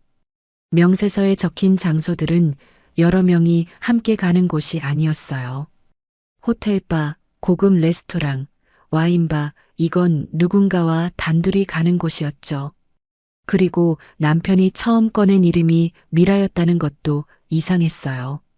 제가 묻지도 않았는데 먼저 미라 이야기를 꺼냈다는 건 그만큼 신경 쓰이는 사람이라는 뜻이었습니다. 저는 그날 밤 한숨도 자지 못했어요. 침대에 누워 천장만 바라보며 온갖 생각이 머릿속을 스쳐 지나갔습니다. 38년을 함께 산 남편이 이제 와서 다른 여자한테 돈을 쓰고 있다는 게 믿기지 않았어요. 동시에 제 자신이 한심하게 느껴졌습니다. 이 나이까지 살면서 이런 일을 겪어야 한다는 게 억울하고 분했죠. 하지만 이건 시작에 불과했어요. 제가 알게 될 진실은 이것보다 훨씬 더 충격적이었으니까요. 카드값 이야기를 한 이후로 집안 분위기는 완전히 얼어붙었어요. 남편은 제 눈치를 보며 외출을 자제했습니다. 며칠간은 집에만 있으면서 스마트폰만 들여다봤죠. 하지만 저는 남편이 제 앞에서만 조용히 있을 뿐, 뒤에서는 여전히 누군가와 연락하고 있다는 걸 느낄 수 있었어요. 화장실 갈 때마다 폰을 꼭 챙겨가고 잠들기 전에도 이불 속에서 화면을 들여다보는 모습이 자주 보였으니까요. 저는 남편에게 더 이상 묻지 않았습니다. 물어봐야 거짓말만 돌아올 게 뻔했거든요. 대신 조용히 지켜보기로 했어요. 언젠가는 진실이 드러날 거라고 생각했습니다. 그렇게 일주일 정도가 지났을 때였어요. 어느 날 아침 남편이 갑자기 큰 가방을 들고 거실로 나왔습니다. 여행용 캐리어는 아니고 평소 쓰던 큰 보스턴백이었죠. 가방 안에는 옷가지며 세면도구가 가득 들어 있었어요. 저는 식탁에 앉아 그 모습을 지켜봤습니다. 남편은 제 눈을 제대로 마주치지 못했어요. 현관 쪽으로 가방을 끌고 가면서 등을 돌린 채 말했습니다.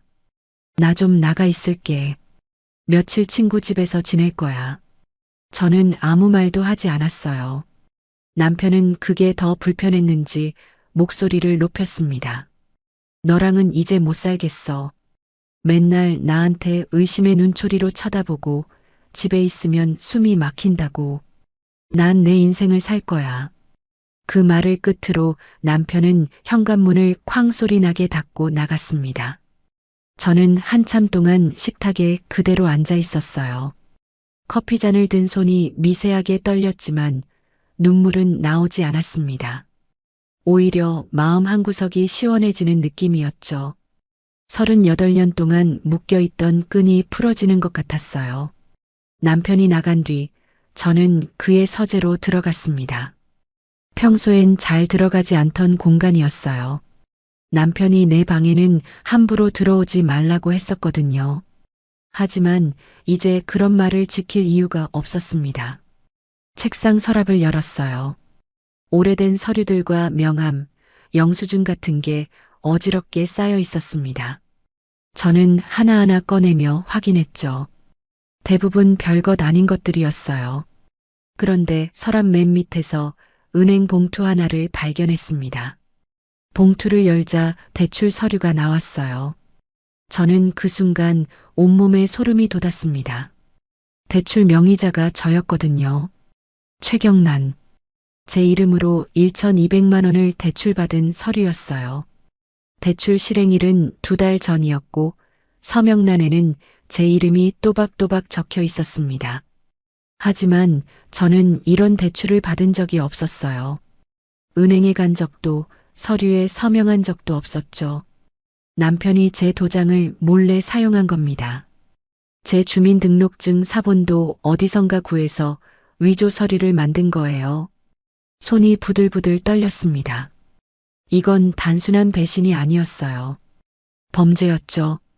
저는 계속 서랍을 뒤졌습니다. 그리고 더 큰 충격을 받았어요. 남편의 옛날 휴대폰이 하나 나온 겁니다. 몇 년 전에 쓰던 폰이었는데 충전기를 꽂으니 화면이 켜졌어요. 비밀번호는 남편 생일이었죠. 저는 그걸 알고 있었습니다. 폰을 열자마자 카카오톡이 떴어요. 메시지함에 강미라라는 이름이 맨 위에 있었습니다. 대화 내용을 열어보는 순간 저는 숨이 막혔어요. 대화가 수백 개였습니다. 몇 달 전부터 시작된 대화였는데 처음에는 오랜만이야. 요즘 어떻게 지내? 같은 가벼운 안부로 시작됐어요. 그러다가 점점 친밀해지는 게 보였죠. 너랑 있으면 옛날 생각난다. 다음엔 좋은 데 가자 같은 메시지들이었습니다. 그리고 결정적인 대화가 있었어요. 남편이 미라에게 보낸 메시지였습니다. 미라야, 투자금 1,000만 원 보내줄게. 갤러리 확장한다며? 내가 도와줄 수 있어. 걱정하지 마. 이거 몇 배로 불려서 나중에 갚아줄게. 그 아래로 미라의 답장이 있었어요. 오빠 고마워. 근데 진짜 괜찮아? 오빠도 형편이 어려운 거 아니야? 남편의 답은 간단했죠. 나 걱정하지 마. 돈은 내가 알아서 할게. 저는 휴대폰을 쥔 손에 힘이 들어갔어요. 화면이 깨질 것 같았죠. 1,000만 원. 남편이 미라에게 보낸 돈이었습니다. 제 명의로 몰래 대출받은 1,200만 원 중 대부분을 다른 여자한테 준 거예요. 카드값으로 쓴 290만 원까지 합치면 남편은 석 달도 안 되는 기간에 1,500만 원 가까운 돈을 미라에게 쏟아부은 셈이었습니다. 저는 그 자리에 주저앉아 한참을 울었어요. 목이 메어서 소리도 제대로 나오지 않았습니다. 가슴이 찢어지는 것 같았죠. 38년을 함께 산 남편이 제 이름으로 대출까지 받아가며 다른 여자에게 돈을 준 거예요. 얼마나 앉아 있었을까요? 눈물이 다 마르고 나서야 정신을 차렸습니다. 저는 천천히 일어나 휴대폰과 대출 서류를 모두 챙겼어요. 사진도 찍어두고 증거물로 따로 보관했습니다. 그날 밤 저는 처음으로 법률 상담을 검색해 봤습니다. 이혼 전문 변호사, 재산 분할, 위자료 평생 생각해 본 적 없던 단어들을 하나씩 찾아봤죠. 손가락이 떨려서 글자를 제대로 입력하기도 힘들었어요. 하지만 저는 멈출 수 없었습니다. 더 이상 망설일 이유가 없었어요. 제가 살기 위해서라도 이제는 싸워야 했습니다. 다음 날 아침 저는 동네 법률사무소에 전화를 걸었어요. 목소리는 떨렸지만 말은 또렷하게 했습니다. 이혼 소송 상담 받고 싶습니다. 상담 예약을 마치고 전화를 끊는 순간 가슴속에서 뭔가가 단단하게 굳어지는 느낌이었어요. 이제 저와 남편의 긴 싸움이 시작되는 순간이었습니다. 이혼 소송 준비를 시작하고 며칠이 지났어요. 변호사와 첫 상담을 마치고 돌아온 날 저는 집안을 정리하기 시작했습니다. 남편이 나간 뒤 혼자 지내려니 집이 너무 넓게 느껴졌어요. 필요 없는 물건들을 정리하고 공간을 다시 정돈해야겠다는 생각이 들었죠. 베란다 옆 작은 창고부터 시작했어요. 몇 년 동안 한 번도 열어본 적 없는 공간이었습니다. 문을 열자 먼지가 확 날렸죠. 오래된 이불, 깨진 선풍기, 아이들이 어릴 때 쓰던 장난감 같은 것들이 쌓여 있었어요. 하나씩 꺼내 분류하다가 구석에 놓인 낡은 가방 하나가 눈에 들어왔습니다. 먼지가 두껍게 쌓인 갈색 가죽 클러치였어요. 순간 가슴이 철렁했습니다. 이 가방을 본 게 얼마 만인지 기억도 안 날 정도로 오래됐거든요. 저는 조심스럽게 가방을 꺼내 들었어요. 무게감이 느껴졌습니다. 표면을 손으로 쓸어내니 가죽 특유의 질감이 손끝에 전해졌죠. 이 가방은 제가 24살 때 직접 디자인하고 만든 거였어요. 결혼하기 전 이야기입니다. 저는 짧은 기간이지만 가죽 공예를 배웠었어요. 동네 작은 공방에서 일주일에 2번씩 수업을 들었죠. 바늘로 가죽을 꿰매고 염색하고 형태를 잡는 일이 재밌었습니다. 손으로 뭔가를 만드는 게 이렇게 즐거운 일인지 그때 처음 알았어요. 그렇게 몇 달을 배우고 나서 만든 게 바로 이 클러치였습니다. 제 첫 작품이었죠. 디자인도 제가 직접 그렸고 가죽도 제가 골랐어요. 완성하는데 한 달이 걸렸습니다. 바느질 하나하나에 정성을 쏟았고 금속 장식도 직접 달았죠. 완성했을 때의 뿌듯함은 아직도 기억나요. 선생님이 칭찬해 주셨고 다른 수강생들도 예쁘다고 해줬습니다. 심지어 지나가던 손님 한 분이 이거 팔면 안 되냐고 물어보기도 했어요. 저는 그때 처음으로 내 손으로 돈을 벌 수 있겠구나라는 생각을 했습니다. 하지만 그 꿈은 오래가지 못했어요. 결혼 준비를 하면서 공방 다니는 걸 그만뒀거든요. 남편이 되는 사람이 말했죠.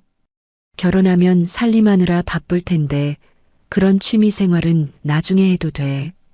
저는 그 말을 듣고 순순히 따랐습니다. 그게 당연한 순서라고 생각했으니까요. 그리고 세월이 흘렀어요. 아이를 낳고 키우고 집안일에 매달리다 보니 가죽 공예는 완전히 잊혀졌습니다. 제가 만들었던 클러치도 창고 구석에 처박혀 있었죠. 40년 가까이 지나는 동안 저는 단 한 번도 이 가방을 다시 꺼내볼 생각을 하지 못했어요. 저는 가방을 들고 거실로 나왔습니다. 식탁에 앉아 천천히 먼지를 닦아냈어요. 오래된 가죽이었지만 생각보다 상태가 괜찮았습니다. 약간 색이 바랬고 모서리가 닳긴 했지만 기본 구조는 튼튼했죠. 문득 이런 생각이 들었어요. 그래, 내가 이런 걸 만들 줄 아는 사람이었지. 바느질도 할 줄 알고 디자인도 할 줄 알았어. 그런데 언제부터 다 잊고 살았던 걸까? 저는 그날 밤 인터넷을 뒤지기 시작했습니다. 가죽 리폼, 가방 수선, 가죽 공예 같은 키워드로 검색했어요.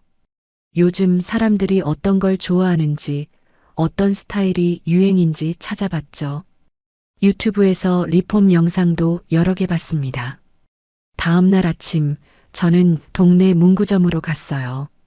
가죽 바늘, 실, 염료, 왁스 같은 기본 도구들을 샀습니다. 40년 만에 처음 사는 재료들이었죠. 계산대에서 돈을 내는데 가슴이 두근거렸어요. 이상하게 설레는 기분이었습니다. 집에 돌아와서 본격적으로 작업을 시작했어요. 먼저 제가 만들었던 클러치를 완전히 분해했습니다. 스티치를 뜯어내고 안감을 걷어내고 가죽 조각들을 하나씩 펼쳐놨죠. 그리고 새로운 디자인을 구상했어요. 색을 바꾸기로 했습니다. 원래 갈색이었던 가죽을 진한 와인색으로 염색했어요. 금속 장식은 빼고 대신 심플한 스티치로 포인트를 줬죠. 안감도 새로 달고 지퍼도 교체했습니다. 작업하는 내내 시간 가는 줄 몰랐어요. 바늘로 가죽을 꿰맬 때마다 20대 시절에 제가 떠올랐습니다. 그때 저는 밝았어요. 뭔가를 배우는 게 즐거웠고 새로운 걸 시도하는 게 두렵지 않았죠. 하지만 결혼 후 그런 감정들은 다 사라졌습니다. 누군가의 아내, 누군가의 엄마로만 살았으니까요. 이틀 동안 작업한 끝에 클러치가 완성됐어요. 거울 앞에 놓고 보니 정말 새 가방 같았습니다. 색도 예뻤고 마감도 깔끔했죠. 오래 안 하긴 했지만 손은 기억하고 있더라고요. 저는 완성된 가방 사진을 찍었습니다. 그리고 용기를 내서 SNS에 올렸어요. 계정도 새로 만들었죠. 경란의 가죽 리폼이라는 이름으로요. 사진과 함께 짧은 글을 썼습니다. 40년 전 제가 만든 가방을 다시 꺼내 새롭게 만들어 봤어요. 버릴까 하다가 다시 살렸습니다. 솔직히 아무도 안 볼 거라 생각했어요. 그냥 제 기록용으로 남기는 정도였죠. 그런데 다음날 아침 휴대폰을 확인하고 깜짝 놀랐습니다. 조회수가 2만 회가 넘어 있었어요. 댓글도 100개가 넘게 달렸습니다. 너무 예뻐요. 저도 리폼 받고 싶어요. 어떻게 이렇게 바뀌나요? 같은 반응들이었죠. 다이렉트 메시지도 수십 개 와 있었어요. 대부분 리폼 문의였습니다. 저는 믿을 수가 없었어요. 단순히 제 기록으로 올린 사진이 이렇게 많은 사람들한테 보일 줄은 몰랐거든요. 손이 떨렸습니다. 설렘과 긴장이 동시에 밀려왔죠. 그날부터 저는 본격적으로 리폼을 시작했어요. 먼저 아파트 단지 사람들한테 알렸습니다. 엘리베이터에서 마주친 이웃에게 제 작업물을 보여줬죠. 반응은 뜨거웠어요. 이거 어디서 고친 거예요? 완전 새 가방 같은데요? 경란 씨가 직접 하신 거예요? 대박이에요. 저도 버리려던 가방 있는데 한번 봐주실 수 있어요? 입소문이 퍼지기 시작했습니다. 단지 맘카페에도 글이 올라갔고 사람들이 하나둘씩 저를 찾아왔어요. 낡은 가방, 찢어진 지갑, 색이 바랜 벨트 같은 걸 들고 왔죠. 저는 하나하나 정성껏 고쳐줬습니다. 가격도 비싸게 받지 않았어요. 리폼 하나당 3만 원에서 5만 원 정도만 받았죠. 제게는 돈보다 중요한 게 있었습니다. 사람들이 제 손길로 다시 살아난 물건을 보며 기뻐하는 모습, 그게 더 값졌어요. 한 달쯤 지났을까요? 저는 제 통장을 확인하고 놀랐습니다. 리폼으로 번 돈이 80만 원이 넘어 있었어요. 마트 알바로 한 달 동안 번 돈보다 많았습니다. 더 놀라운 건 제 기분이었어요. 알바할 땐 시간만 채우면 됐습니다. 힘들고 지루하고 의미도 없었죠. 하지만 리폼은 달랐어요. 시간 가는 줄 모르고 작업에 몰두했고 완성했을 때의 뿌듯함은 이루 말할 수 없었습니다. 저는 거울 앞에 앉아 제 얼굴을 오랫동안 바라봤어요. 주름은 깊어졌지만 눈빛만큼은 예전보다 살아있었습니다. 40년 동안 잃어버렸던 제 모습이 조금씩 돌아오고 있었어요. 그날 밤 저는 작업실 구석에 앉아 조용히 중얼거렸습니다. 그래, 나도 할 수 있는 게 있었어. 내 손으로 돈을 벌 수 있어. 남편은 저를 버렸지만 저는 버려진 게 아니었어요. 오히려 새로운 시작점에 서 있었습니다. 이제 진짜 싸움이 시작될 차례였어요. 이혼 소송이 본격적으로 시작됐어요.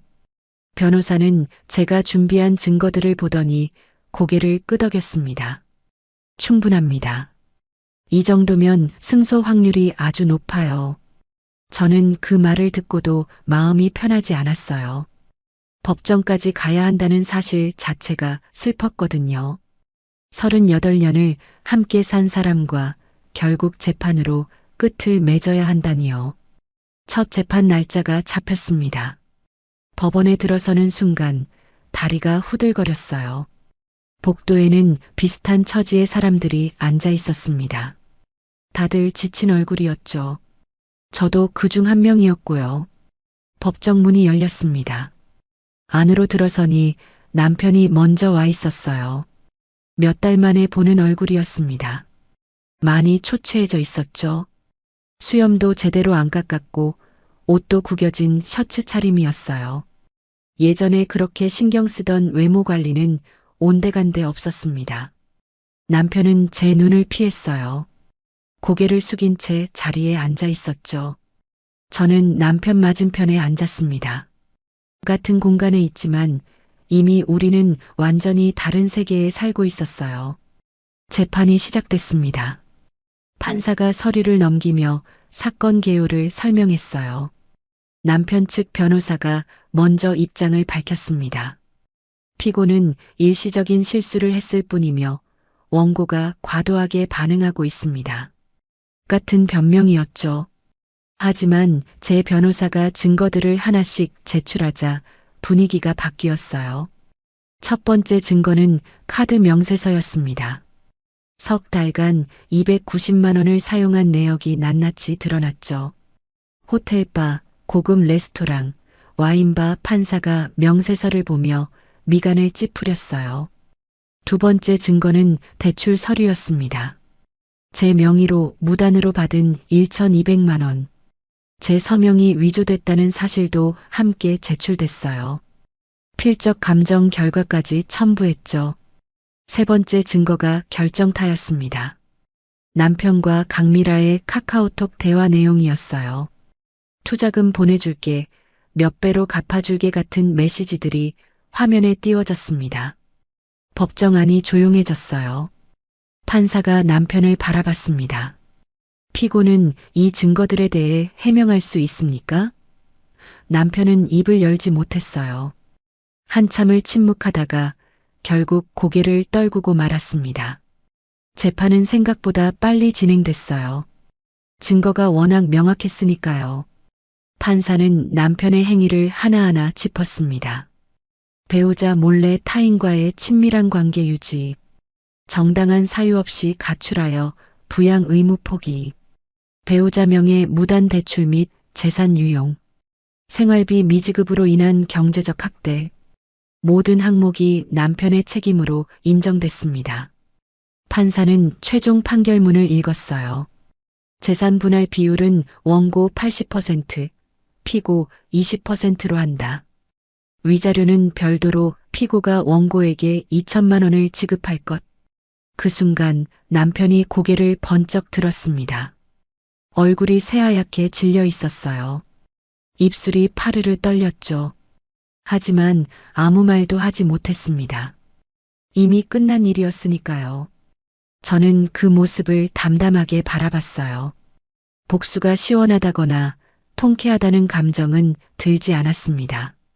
그저 길고 긴 싸움이 끝났다는 안도감뿐이었죠. 법정을 나서는데 남편이 제 뒤를 따라왔어요. 격난한 목소리가 떨리고 있었습니다. 저는 돌아보지 않았어요. 그냥 앞만 보고 걸었습니다. 더 이상 들을 말이 없었거든요. 재판이 끝나고 며칠 뒤 남편에게 무슨 일이 생겼는지 소식이 들려왔어요.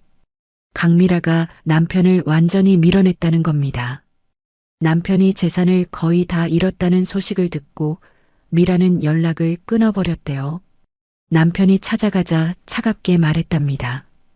돈도 없는데 왜 나한테 매달리세요? 전 오빠를 이용할 만큼 했어요. 이제 그만 좀 귀찮게 하지 마세요. 남편은 그 말을 듣고 완전히 무너졌다고 해요. 미라가 진심으로 자기를 좋아했다고 믿었던 모양이에요. 하지만 미라에게 남편은 그저 돈 쓸 사람일 뿐이었죠. 돈이 떨어지자 아무 미련 없이 버린 겁니다. 갈 곳이 없어진 남편은 고시원을 알아봤대요. 하지만 보증금조차 없었죠. 재산 분할로 받을 목도 거의 없었고 위자료는 제게 줘야 했으니까요. 결국 남편은 무료 쉼터를 전전하게 됐습니다. 누군가 그 소식을 전해줬을 때 저는 복잡한 감정이 들었어요. 불쌍하다는 생각도 들었지만 동시에 이게 남편이 자초한 일이라는 것도 알고 있었죠. 40년 가까이 함께 산 사람이 이렇게 무너지는 걸 보는 건 씁쓸했습니다. 하지만 저는 제 삶을 살아야 했어요. 남편의 불행에 매달려 있을 시간이 없었죠. 그 시기 제 리폼 공방은 놀라울 정도로 바빴습니다. SNS에 올린 작업물들이 계속 화제가 됐어요. 조회수는 날마다 올라갔고 문의 메시지는 끊이질 않았죠. 예약이 2달치나 밀려 있었습니다.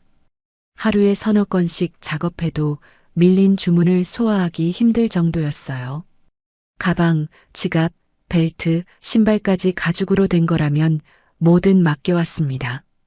작업량이 많아지자 제 실력도 늘었어요. 처음에는 단순한 리폼만 했는데 이제는 디자인 변경까지 할 수 있게 됐죠.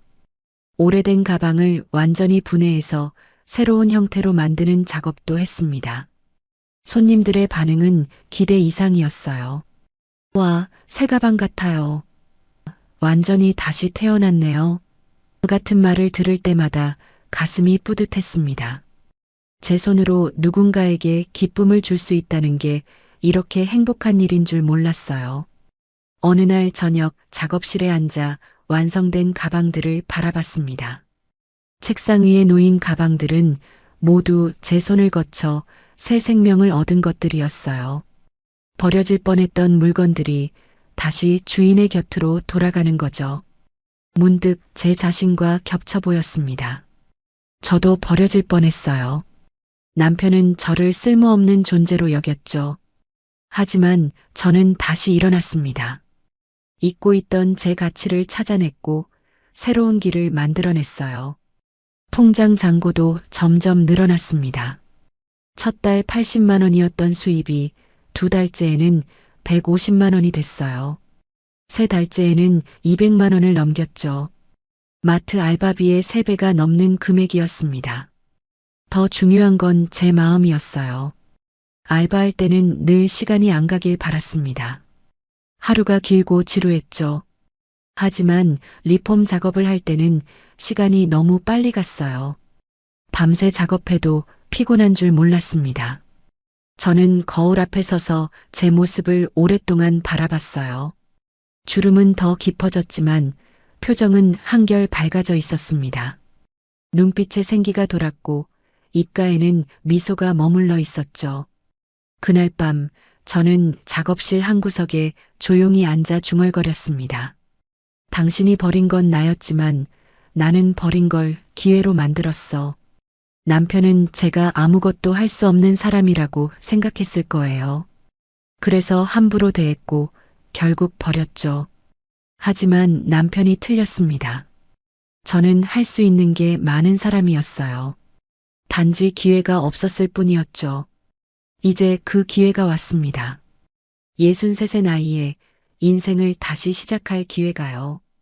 이혼이 최종 확정되고 한 달이 지났어요. 법원에서 판결문을 받아든 날 저는 집으로 돌아와 혼자 조용히 앉아 있었습니다. 38년의 결혼 생활이 종이 몇 장으로 정리되는 게 참 허무하게 느껴졌어요. 하지만 동시에 해방감도 들었죠. 이제 진짜 제 인생을 살 수 있겠다는 생각이었습니다. 재산 분할로 받은 돈과 위자료를 합치면 꽤 큰 금액이었어요. 저는 이 돈으로 뭘 할지 오래 고민했습니다. 그냥 저축해두고 조용히 살 수도 있었죠. 하지만 마음 한편에서는 다른 목소리가 들렸어요. 이제 진짜 시작해보라는 목소리였습니다. 저는 결심했어요. 제대로 된 공방을 열기로요. 동네 상가를 알아보기 시작했습니다. 아파트 단지 근처에 작은 상가 건물이 있었는데 1층 구석 자리가 비어 있었어요. 면적은 10평 정도로 크지 않았지만 저 혼자 쓰기엔 충분했습니다. 무엇보다 위치가 좋았죠. 유동 인구도 많고 주차도 편했어요. 임대 계약을 하는 날 손이 떨렸습니다.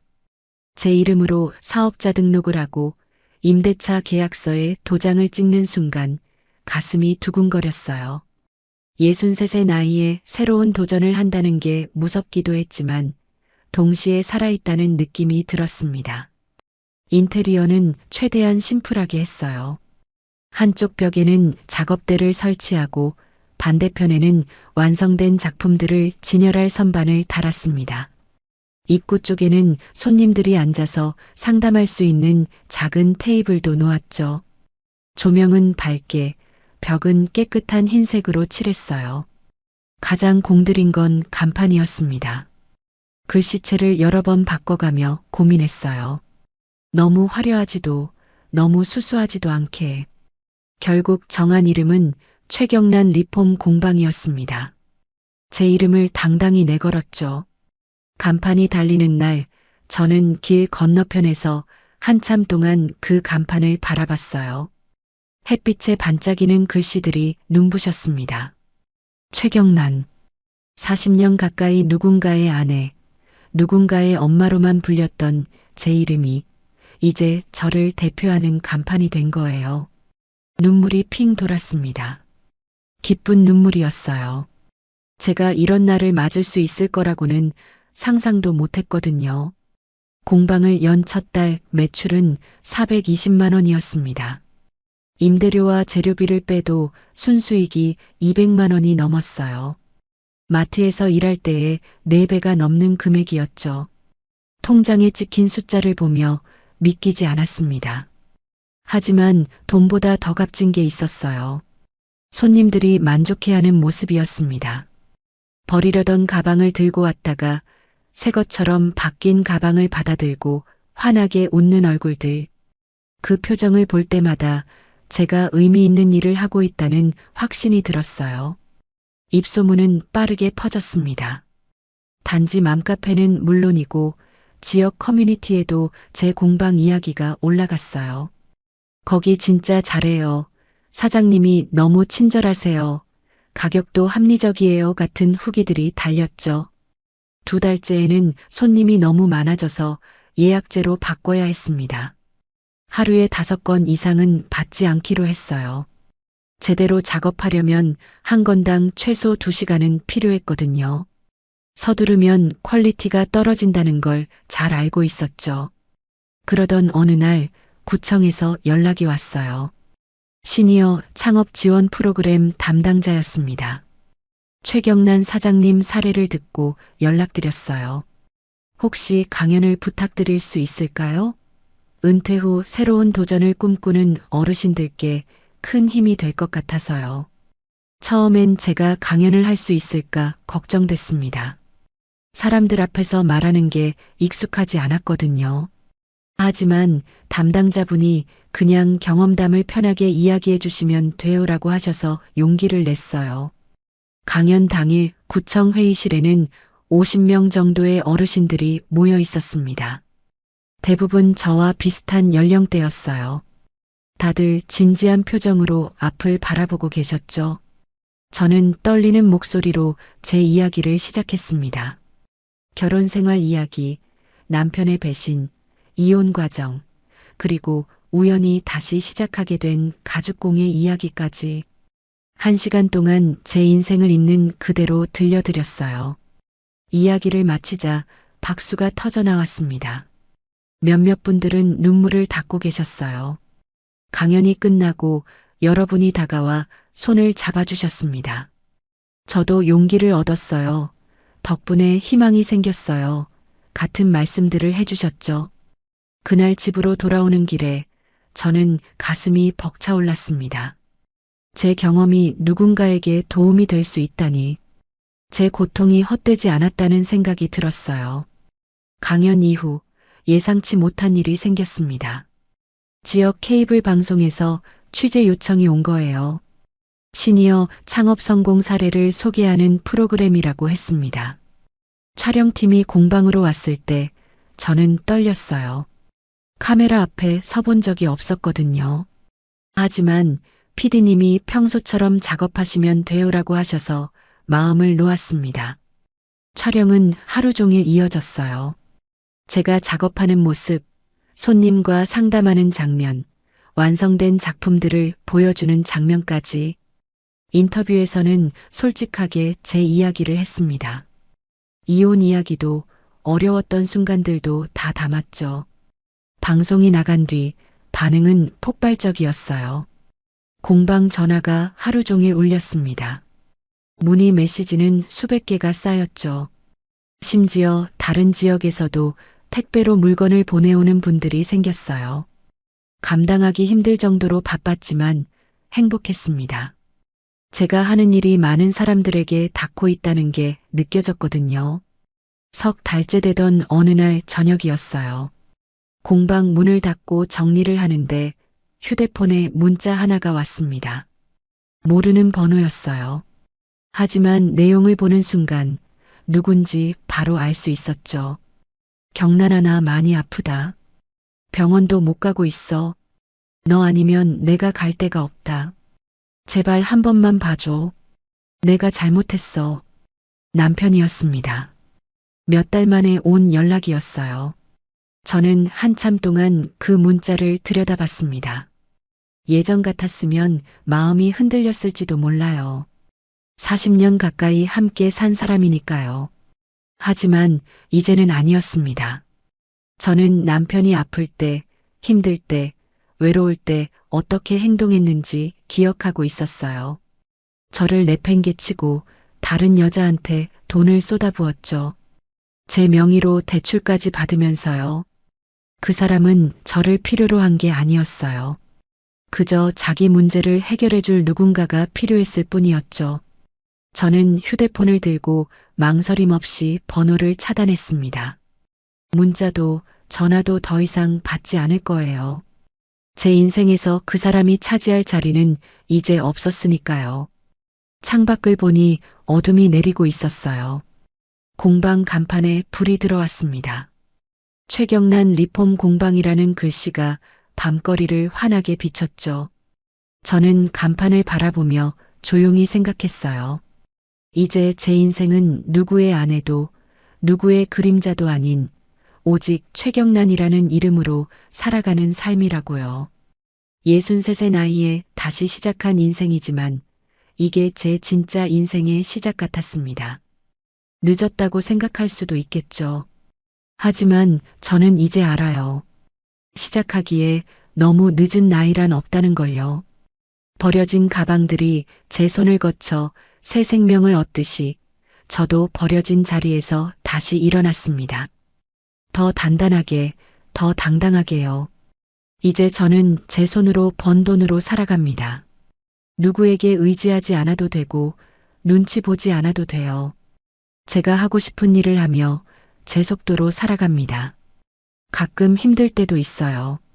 작업하다 손이 아플 때, 혼자 저녁을 먹을 때, 외로움이 밀려올 때요. 하지만 그런 순간에도 저는 후회하지 않습니다. 혼자지만 자유롭고 외롭지만 당당하니까요. 여러분께 묻고 싶습니다. 만약 여러분이 저와 같은 상황이었다면 남편의 마지막 연락을 받아주셨을까요? 40년 가까이 함께한 사람이라는 이유만으로 다시 손을 잡아줄 수 있으셨을까요? 그리고 60이 넘은 나이에 새로운 도전을 한다는 게 어떻게 보이시나요? 늦었다고 생각하시나요? 아니면 용기 있다고 생각하시나요? 저는 이제 알아요. 인생에서 가장 중요한 건 나이가 아니라 의지라는 걸요. 하고 싶은 게 있다면 두려워하지 말고 시작하세요. 넘어져도 괜찮아요. 다시 일어서면 되니까요. 여러분도 할 수 있습니다. 언제든 어디서든 다시 시작할 수 있어요. 제가 그랬듯이요.